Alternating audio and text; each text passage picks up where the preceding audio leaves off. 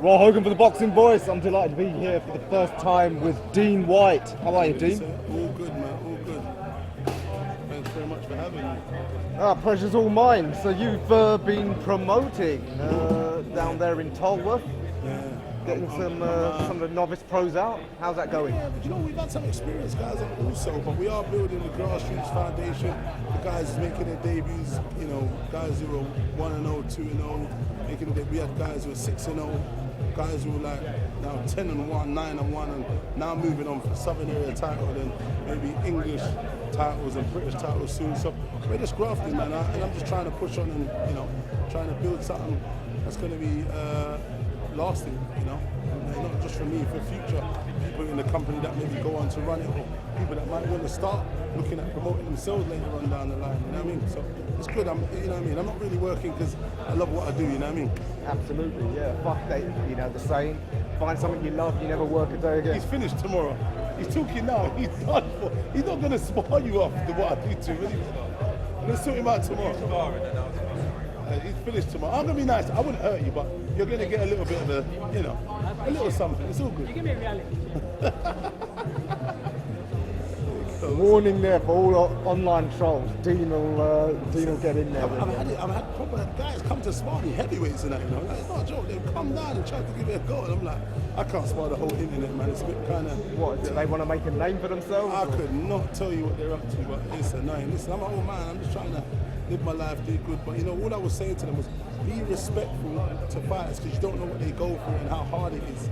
You know what I mean? They go through a lot, so be mindful. If not, come and learn. If you come and see what they go through, spar them, and then you'll understand what actually goes into being a professional athlete. Absolutely. I'm inclined to think a lot of us YouTube reporters probably ought to get in there, get punched in the face a few times before we ever criticise the fighter again. Yeah. So, in terms of your promotion, you think you'll take it on the road? I'm going to move around. I'm literally in the process of drawing up a plan, a schedule, and we're probably going to make some announcements over the next few months to try and move into maybe like Dazn, Dolla, maybe Portsmouth, in and around. So, like I said, it's quite a rounding a success right now. It's going really good. And like the demographic of the people that come to my show is a little bit different. We have boxing people, but at the same time, I'm quite lonely in my little neck of the woods. So I've got a lot of support from my neighbourhood and my people that come in and support. We're doing it a little different. So right now, I'm happy with how it's going. We'll all move around and try and build and try and get different guys in different areas. I just put the show on the map, man, on the road. We're going to move around, and then eventually I do want to go to America and get busy out there, you know what I mean? And that's my plan. So like it's called Black Box Global, so we will try to take this as far as we can, you know what I mean? Absolutely. See, me and a mate of mine were thinking of coming to one of your shows. There was pork on the menu. We're thinking, can't you get halal on there? No, there was halal chicken and other stuff. I don't know about the pork because I don't eat pork, so I don't know. And I was pescatarian for like the last 3 years, so I don't, eat meat like that. So I've gone back to chicken, but not actual meat. So when I'm in there, I don't even come out anyway, really, because I'm too busy. All right, well, if there's halal chicken, that'll do us fine. Yeah, we'll be there. It's there. They're still set up, and hopefully we'll have a little bit more. It's going to be like summertime kind of, so hopefully we're going to have a summertime vibe, and hopefully it'll be warmer. We can see if we can do something different. I don't know. I don't want to promise too much because then I'm going to have to push it to deliver. But at the minute we're having great entertainment, great vibes, great fun, and you come on some more. You thinking what, possibly an outdoor type show? No, that's something for the future. But I mean, we've got a big outdoor space anyway. So I'm just trying to think what we're trying to do. Maybe have a performance. I don't know, outside, inside. I mentioned it to the board, and Robert said it was okay. So we're just trying to look at some stuff. I'm hoping we can deliver on the night, and let's see what happens. Since you're someone relatively new in the promotional game, what have you found it like, sort of dealing with the board? There's a lot of perception that they're so rigid and old school and the same old people. Yeah, it is the case, but luckily I've been around the board a long time, and I've got a bit of a good relationship with some of the people that are in there, and I get on with Robert Smith, head of the board at the minute. So yeah, the relationships are okay at the minute, and I can't complain. So there are people that I've heard horror stories from, but I haven't faced it just as yet. But anything's possible, man. You never know. You know what I mean? I'll just ask you about your brother, of course, that huge fight with Fury coming up. Everything going well for him? Yeah, he's in camp, he's just training, he's doing his thing, he's just grafting, you know what I mean? He's happy, he's in a good spirit. I'll be flying out there Sunday, so yeah, I'm gonna go and join the camp and, you know, over the next few weeks kind of put my little impetus, my little bit, what I can. But like, it looks like they've got everything under control, but I'd like to see, because you know what, I wanna see if, you know, whatever, you know, if I see something that I feel like he should be doing, you know, I wanna put my little pencils in onto that, you know what I mean? But you know, Dylan, he's confident, he's happy, he's jovial, so yeah, he's in good spirits, man. He's just focusing on the fight, and he's looking to get busy come April the 23rd. Much has been made of his, obviously, his no-show at the press conference. Frank Warren seemed to suggest that there might be some sort of penalty for that. Do you know anything about that? I don't know anything about that. I doubt it. I don't know what their contractual obligations are. I doubt it. You know what I mean? Obviously, there was a lot of silly buggers and things they were doing, so I guess, you know, it ended up the way it did. But look, he'll be there on April the 23rd and 22nd, and I'm sure fight week, so, you know, then concentrate on what he's doing now. We're past that. They believe Tyson Fury is the one-man band that talked and sold the whole show. But I think StubHub would say different with all the tickets they got on there. So let's see. I know Xavier Miller was very confident about taking this fight. Is it because of that infamous sparring sessions all them years ago? Maybe, I don't know. Maybe he just has faith in his man, that his man will go and deliver and go and, you know, put on a performance and get the win. I couldn't tell you. I haven't really spoken to him. But that's a good question for me to go and chat to him and figure out why he is quietly confident. But I understand, look, because he knows Dillian is a man that wears his heart on his sleeves and does his thing. You get me? And he's going to go and come and get busy. You know what I mean? And is Harold Knight still part of the training camp there? Yeah, I believe so, yeah. Of course, that's intriguing because Knight, of course, is very familiar with the Kronk style, which Fury has now adopted, it seems. So, what we've got to bear in mind is what Fury actually turns up. Does he come southpaw? Does he box on the back foot? Or does he adopt the Kronk style, which is now infamously known for? That style is a great style for, you know, for a great tantalizing match with Dillian Whyte. A mouth-watering fight. But does he do that? I'm not too sure. I don't know.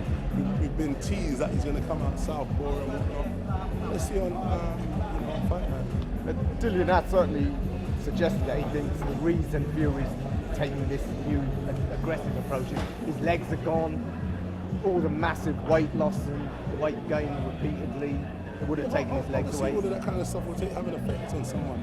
You know what I mean? If you're going up and down in weight, you're abusing your body like he's had in the past, substance abuse or whatever he's gone through, any mental health and stuff. But he's done tremendous to come back from that. But I do believe that might have a part and play some kind of part. He plays a lot of mind games. He's the Jedi Master at a lot of the mind games. So, you know, it's one of them. But look, it's a great fight. He's a top athlete, and he's done tremendous in his career. So, you know, Dylan's got to go on now and prove that he is the best, that he believes he's the best. You know what I mean? You going to predict anything for your brother? Knockout win? You know what? Look, I don't think it going the distance. I've heard they've already requested no English judges. Tyson Fury doesn't box on an English license. There's so many things that I've heard, and you know, all of this is obviously to gain an edge and steps in advance. So, you know, I think Dylan would have to get a knockout. You know, but I know what he's going to come and bring it, and I think, you know, more than likely, heavyweight boxing, it gets like that. So let's see what happens, man. It's going to be showbiz. Yeah. It's fair to say it's probably the biggest ever heavyweight fight in the UK. Yeah. In terms of two elite fighters at this kind of juncture, they were saying like 41 million is one of the biggest purses out there, and so on and so forth. You know what I mean? So yeah, it's going to be a mouthful. Something to look forward to. Yeah, absolutely. Just on the Saturday night, a couple of South London boys, Richard against Dion. Hard West London boy. Hard fight. But the winner catapults to the world level straight up. Huh? The winner gets to catapult straight to the world level, do you think? And who are they going to fight? Are they going to fight Lawrence Okoye? I think Richard is ranked highest with the WBC, so it'll be McCarthy. Well, I guess, he's still a decent fighter, but McCarthy's looking to face. McCarthy's looking to face Canelo, is he not? But Canelo's now tied up for a couple of fights. Yeah, So oh, yeah, perfect yeah, for true. Richard to try and take that golden goose. Exactly. And Dan Aziz, one of the great, loveliest guys. He's Dangerous brilliant, fight he's brilliant chosen guy. here. I don't know. Is the guy any good? I don't know anything about. I know the guy batted him as an amateur or something. But is the guy any good though? Very good amateur pedigree. Went over to America, won amateur titles there, and he's now 8-0 with 6 KOs. So, and he's taking it at 12 days notice. So he's that confident. Yeah, but why did they make this fight? I don't understand. I think it was the only guy available at short notice. So